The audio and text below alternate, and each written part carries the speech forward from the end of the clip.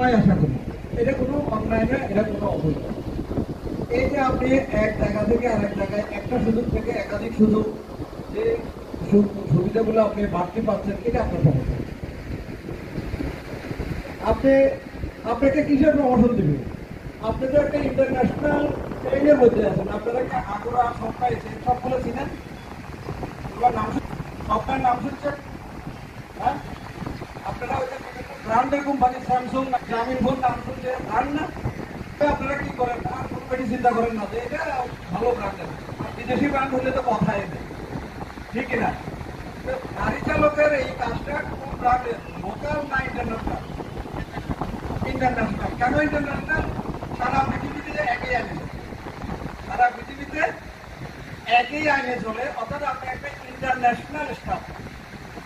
আপনি বাংলাদেশে থেকে যে কাজ যে নিয়মে চলবে, পাকিস্তান নিয়েও সে নিয়ম।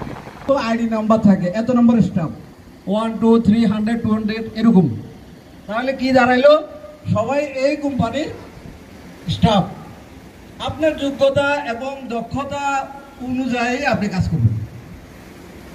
আপনি যদি কম্পিউটার চালাতে পারেন, কম্পিউটারের উপরে কাজ করবেন। আপনি যদি প্ল্যানিং করার ক্ষমতা রাখেন বা সেই সার্টিফিকেট থাকে, সেই যোগ্যতা থাকে, সেটা করবেন। আপনি গাড়ি চালালে গাড়ি চালাবেন। আপনি যদি ক্লিনিং করা হয়, আপনি ক্লিন করবেন।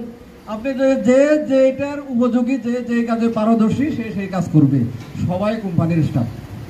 আর কোনো হীনমন্যতা থাকবে? আমরা যে একজন গাড়ি চালক, আমার প্রমোশন নাই বা আমার এই পদ নিয়ে আমি গর্ব করব, কেন?